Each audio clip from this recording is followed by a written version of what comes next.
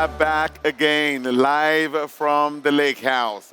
We still have an amazing conversation that we want you to participate in. But before we do that, I would like to welcome you back with my amazing hostess, Thank you, Jimmy. co-host, Holly Smith. Holly, what do you think about what's been happening today?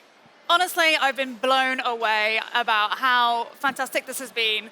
You know, you tell people, you're going to a conference, Yes. It kind of sounds a little bit dry. This has been like the best week, I think, professionally, I've ever For me, had. yes. It's been a pleasure and an opportunity to be able to do that. But before we go, we still have a lot of conversations to have with Sam. I'll let you introduce Sam and Mary Grace. Yeah, so from our machine learning practice, we have two absolute superstars with us today. We have Mary Grace and we have Sam. Welcome. We're so happy to have you here. Welcome. Thanks, Jimmy. Nice to have you. Earlier on, we were talking about our passion, but most especially how long some of us have been here. And Mary Grace just told us she's been here 4 years. What kept you going for this? I don't know. I think honestly it's the people that keep bringing me back, and I think people Nice. can kind of experience that at Summit. Yes. That's one of the cool parts is we all kind of get to be together. So it's definitely the people and the customers at Databricks that kind of have kept me here and will keep me here for a while. Yeah, Nice. and so I think also something we haven't said, but I think this is true for all of us, is the absolutely fantastic tech that we get Yes. to work Yeah. with every Yes. single Yeah. day. Yes. And what I'm really happy to be able to say about these two is they are LLM practitioners. Nice. So you are hands-on, you are delivering training, you are working with real customers, Wow. real LLMs. You know the details. This is not just buzzwords for you. The real thing. Yeah. The real thing. The real thing. So maybe, as of a year ago, maybe this wasn't as big. How did you get started with LLMs? I think it really started for me, honestly, I think with a lot of people, like the ChatGPT, Yes. you're kind of fascinated by the breadth that it had. And my first inkling is like, I want to know how this works and I want to Yes. understand this, Yes. right? So we can do this and we can build this for our customers. So I think I started with a lot of other people with ChatGPT really kind of pulled me in and like, the tech and all the advancements just keep me hanging around. And then in terms of the research, like how did you both get into the detail? Yes. I mean, for me, like my background's deep learning and all these other things. Nice. and I kind of ignored NLP for a long time. I thought it's not really going anywhere. It's really slow. It can't talk to me the way I want it to. Yeah, this is not sexy at all. No, Yeah. everyone was into vision for a while, and then I played with ChatGPT, and I thought, oh, I'm in the wrong area. What have I been doing? Do you Yeah. feel like LLM is NLP on steroid, or how would you categorize, I those think two I think it's together? its own drug entirely. Like, it's just gone so far away from what NLP was. I Like, know. It can do everything. Like it's not just language. Now we got vision and audio and all these Yeah, other there's things. So so it's much gonna it can do. it's gonna eat the world.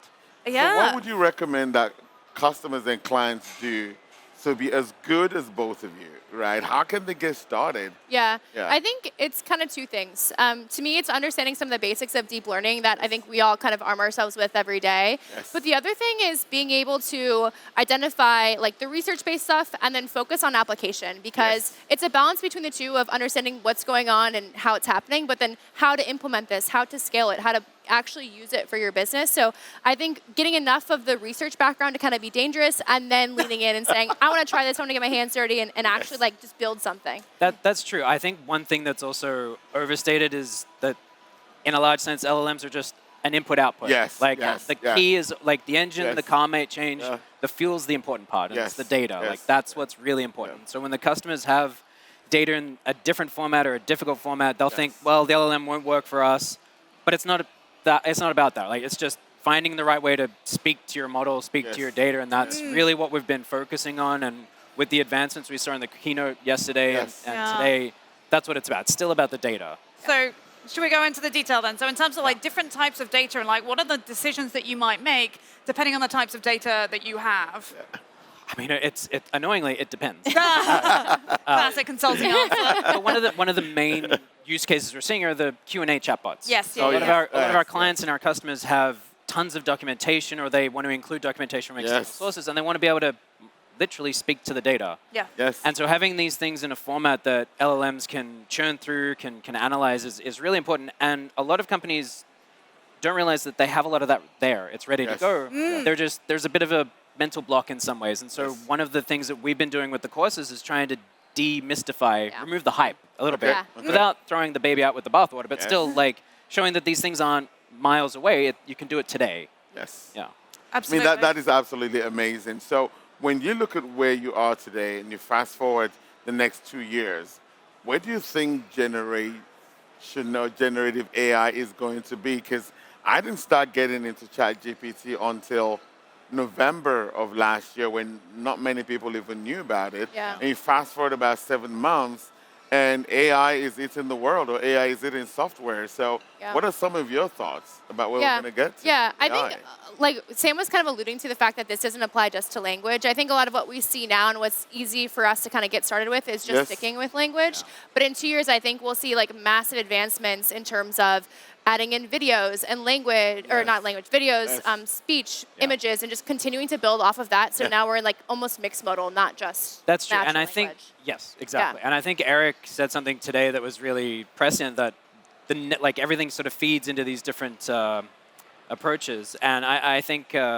the synthetic data generating Yes, more compute, yes, yes. that's going to be the next paradigm. Yes. And I don't think there are a lot of people really know what that's going to look like. You were saying what's going to happen in the next 2 years. Yes. What's going to happen in 2 weeks? Yeah. Like, What's going to happen tomorrow? Yeah, honestly, like the amount of papers. So I have a Google Scholars alert set up Yeah. for like various people, so I can see all the papers that are coming out, and like the advancements are crazy. But I've seen things like, like here's a way that we can make a model cheaper. Here's a way that we Yes. can make it more accurate. But Yeah. in terms of assessing like what a good model looks like, I mean, Yes. what are the kind of metrics that you'd be looking at for that? I love that. Yeah, I think it's always going to be a balance between performance and price, or at least right now, right? Because we see the hardware is expensive. This idea of fine tuning is really powerful, but it comes at a cost. And Yeah. so it's going to be a balance of understanding how well do these things work out of the box, how well does this model work when I fine tune it, versus how much money and compute can I really kind of attribute to this problem. And it's not about one monolithic model. You'll have for every line of business, for all of these different things, you'll have a different LLM that is trained specifically for that use case. Yeah. Okay. Okay. And that's really important to So what would clarify. be some of the successful methodologies that you can probably recommend for people to actually be successful in the journey of generative AI? I think plan early for feedback Okay. from your customers. Okay. That kind Yeah. of data wasn't usually important before. Yes. It's vital now. Yeah. Because I mean, I think we were talking about this earlier.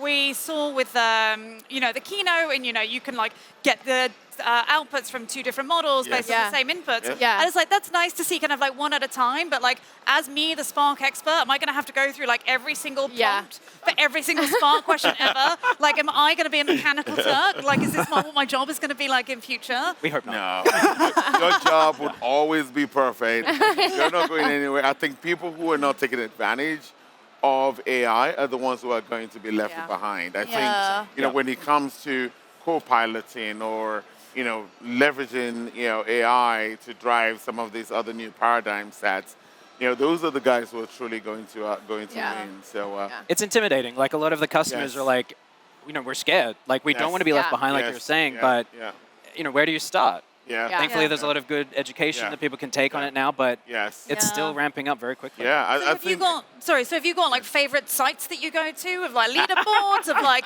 what's hot right now, what's trending? Yeah. Like, I what's think trending? There's two places that I lean on. The first is I think Hugging Face is a Yeah. great resource Yeah, for that. it is, And isn't honestly, it? it Yes. has super Yeah. solid filters. So you Yeah. can filter by task, like popularity, when it was updated. That's a Wow. really good place. And then but that can also be slightly overwhelming if you're Yes. kind of jumping into it. You're like, Yeah, I have don't 1,200 start that. models. Like, what do I do? So then we also, within Databricks, we are constantly kind of putting out what we find are sort of like the best places to start Yes, for different yes. types of tasks, different like levels for embeddings. And so that's even a pretty reasonable place to start if you're like, Yes. I need to build this. What model should I start Right. using? Yeah. That is like the best place to start your iteration. I Yeah, would text say. embedding models, Yeah. Q&A, chatbots, Nice. there's other things, what to use with LangChain, all these fancy terms that are Yes. coming Yeah. up. Just giving people suggestions where to start, because that's usually Yes. what they're looking for, is just tell us what we start with, and then we'll go with it. Yeah. So I know we're almost at a wrap up here. Again, thank you so much, Mary Grace and Sam, for joining Thanks, us Jimmy. today. Yes. Great. And we look forward to talking to you later. Awesome. So thank you, everyone. Holly, you have one or two things to say as we round up? Yeah, so I mean, our guests were absolutely wonderful. We have had a wonderful time this It's been week, amazing. and I think someone's gone out and captured some of our best bits. And I think we have a lovely video to show to you now. See you later. My favorite moment from the whole summit was just going over to the photo booth with my team and getting to take some silly pictures. I think that with remote work, it's really nice to be able to get together with the people that you see like around the year and be able to get to have some fun with them and to learn about new stuff together and to have some new experiences together. I think my favorite moment of the summit has to be meeting one of my coworkers at ping pong, not once, not twice, but 3 times. I think the after party, the Data After Dark there, being there with Salt and Pepper down the floor, that was a really fun experience there. Just in general, being surrounded by such smart, cool, innovative people has been really inspiring to be a part of. I hope to be back in 2024. 2024, looking forward to coming back. 2024, we're excited to see you back at Databricks Summit. And we are back for the last time. Yes. Oh my goodness, what a week this has been. This has been absolutely fantastic. What an honor and a privilege to be able to meet all of our fantastic guests and to spend all the time with you, Jimmy. All day together. It's been absolutely amazing. I have had an amazing time today talking to the different industry experts in the field, learning about our products, about our announcements. I am super pumped and excited about all these new things that our customers will be able to take, advantage, of. So, what would you say is your highlight? I have many highlights from today. What would you say your biggest highlights were? Yeah, can I tell you something really sad? Please, I want to hear it. So to get pumped up for the keynote this morning, I went back and I watched the keynote from day 1 before I went into day 2. A big shout out to Pearl. Yeah. And like all of the recordings, I think there's going to be loads of them available to you. I appreciate that there's 150 countries that are watching right now. Yes. Time zones are all over the place. It is not always easy to catch things live. So please, do take the time, watch a couple of videos of things that you have missed. I guarantee there are some absolutely fantastic talks out there. I do hear there's a wonderful talk about Photon, though. A wonderful talk about Photon. Really I want to hear it. I want to hear. I want to hear. Really If there's something I want to hear, I want to hear again about Unity Catalog for centralization. Yep. I want to hear about Photon. I want to hear about Uniform. Yes. And I want to hear about serverless. There's so many things I want to hear about. I'm not as geeky and techy as you are, but I can leverage against ChatGPT to generate some of these codes for me. But it's been an amazing, amazing couple of hours and days with you, Holly. I'm honored to be able to share this platform with you. All right then, we're also honored that all of you decided to watch us today. So I want to say a massive thank you to all of you for sending in all of your pictures. It's been great to read through everything on Twitter to see how everyone is working today. Let's see. Hashtag. Live from the Lakehouse. Yes. All right Post then. your pictures. Okay then, I think that's We're high-fiving out now. Take care. Right, thank you. Have a good night. Oh, we got some surprise guests. Right, bye. I want to say thank you. Bye. Live at the